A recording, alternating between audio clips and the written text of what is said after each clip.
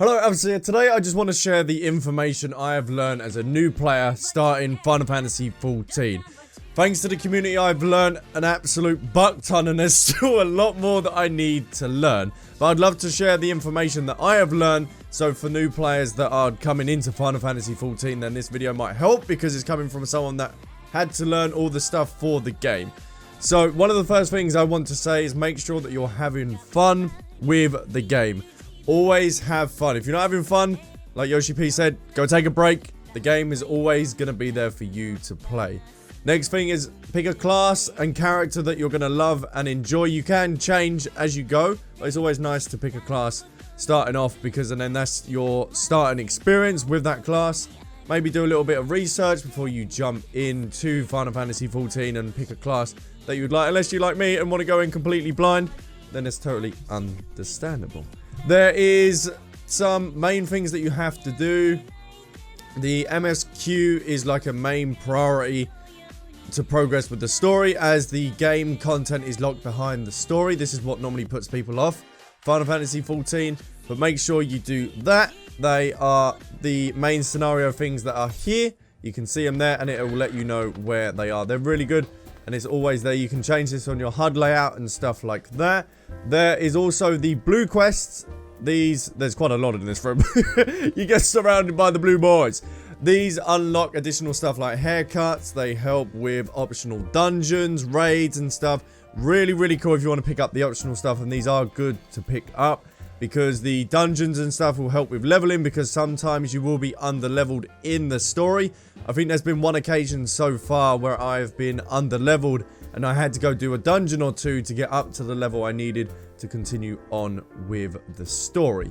But they're always good to do. But side quests and stuff you don't really need to do. If you want to learn more of the back story and lore and stuff like that, then they are good to go pick up and an additional XP. But they're not as good as dungeons or the main quest scenario. And now we move on to the settings. There's a couple of settings that has really helped me progress within Final Fantasy, and just little things that make your in-game experience a lot better. So the UI resolution you can put to 4K. It doesn't do any effect on the performance of the game. From what I can tell, I've not seen any performance issues with putting this on, and it makes all these buttons very, very, very crisp, and it looks very, very nice. You also have the BGM that plays when you get mounted on, well, not yourself, but when you mount your mount, there is some music that can be played. You can turn it off in the settings here, or you just type in /BGM, and that will turn that off, mute it. There's some mounts that you might want to have the music playing because they trigger certain songs and stuff like that.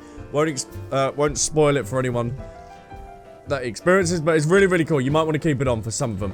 And then also, if we go over to the character configuration and put it to Legacy, your movement, depending on how you like it, Legacy is really smooth. So if I go forward and then back, my character turns around and follows essentially the camera. If you then go over to Standard, what it will do is this, your back step. So if you like backstepping and that kind of stuff, or if you like instantly being flipped, then put that to Legacy. When I got told that, it was a game changer. It really was, because you can just instantly, like, the movement is a lot more fluid and stuff like that. You don't want to be backstepping when you're trying to leg it away from a glub glub or something like that, or you got a fat steward chasing you down. There's some of the tips that I want to give to you for the settings and stuff like that. So depending on what starting area you are, you're either in Limsa Laminza, the best starting area in the game. You got Uda, or you've got Gridania. You do have Ishgard and some others, but I haven't got that far into the game. But we're going off a new player's perspective, and you will have the 3 starting areas. So you want to make sure that you have all the Aetheryte shards, and make sure you attune to all of them, so you can make your traveling experience a lot better within these starting areas. I have been victim to this many, many times. And also, it will automatically set it, I do believe, for your starting area. But if it doesn't, then you can set your home point. So you will constantly keep returning here for free. And to return back to your, like, starting area, you want to go down to the little book travel icon and then return. And this will return you back to your starting area. And I do believe there is a cooldown of like 20 minutes to 30 minutes that you can. You can also go on to this, onto your teleport, and then you can have them marked as favorite, and then go to the favorite tab, and then you can constantly keep going across to the locations that you want to keep going to. And it's a lot easier. That's why I have these two done, because this is where I am in the story, and this is where I started off. So I like to just mark them down because it's a lot easier for me. Then we move on to the end game content of a new player. If you are level 15, you can go and get the quest If I Had a Glamour in Udar. They should be up on screen here somewhere. It's somewhere on the screen, so you can make your way and go do that quest. This will unlock glamour plates. Glamour is the true endgame. And then you want to return back to the Drowning Wench. Yes, my boy Big B, there he is. And then you want to make your way into the inn. And Joey, get off. And this is where you will be able to do your glamour. This is where you're going to be spending hours upon hours. So you can use the market board or from dungeons and stuff like that of the items that you do require or do get. The market board is the best for this. If you are on the free trial, then you can get some items throughout dungeons and stuff like that. But it is always better to have the market board because it is very nice. It is very, very nice. So when you have your glam creations open, it lets you have access to all the stuff that you have in your inventory and stuff like this. So I can move a chest piece over as long as I've not damaged it within battle and stuff like that. You can go to the mender and repair. They're the little hammer icons in some of the cities.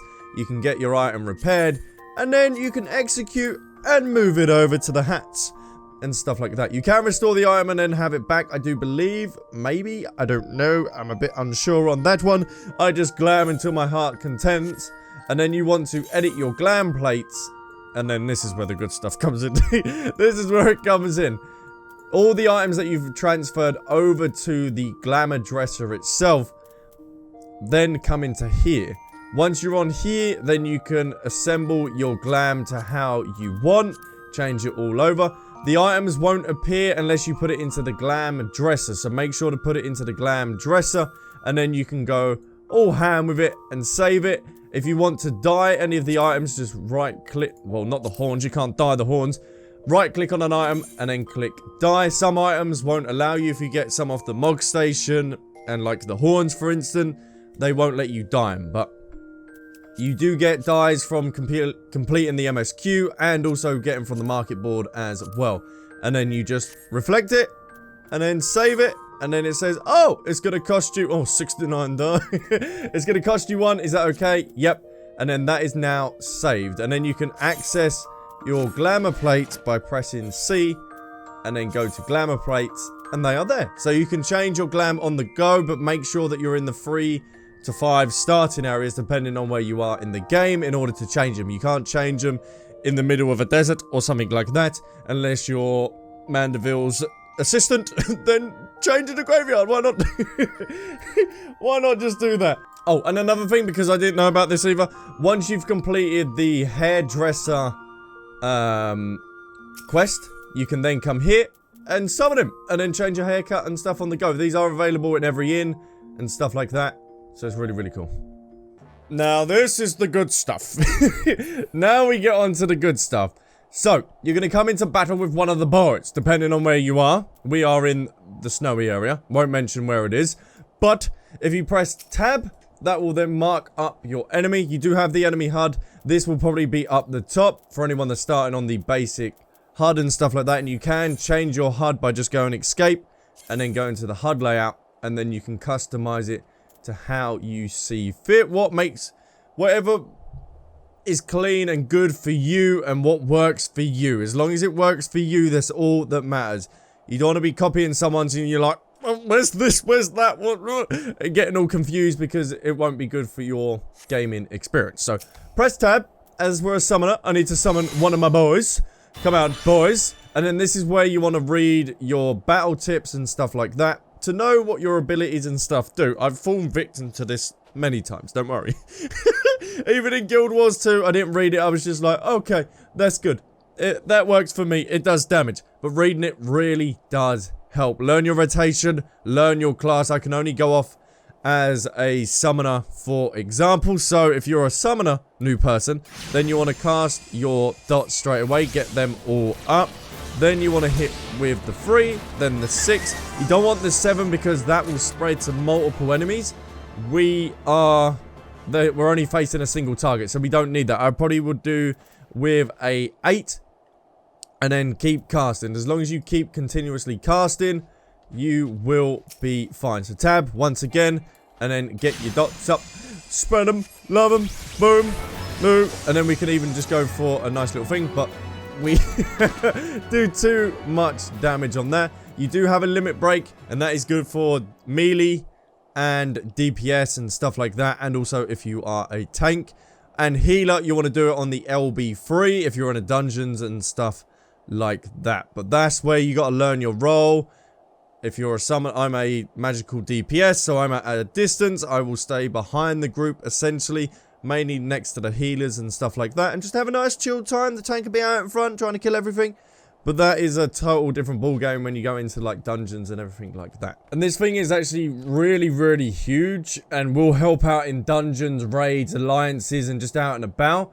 Is display targets remaining HP percentage. I've recently turned this on myself and it really, really has helped out. So you want to go to press escape, go to character configuration. You want to go to UI settings, click HUD, and then go all the way down and display targets HP. There is also some stuff with the inventory. You can have expanded, so it is really, really nice. Oh, and that gets me onto the thing as well. Inventory can get a bit of a can get a bit bad. This is probably the perfect example.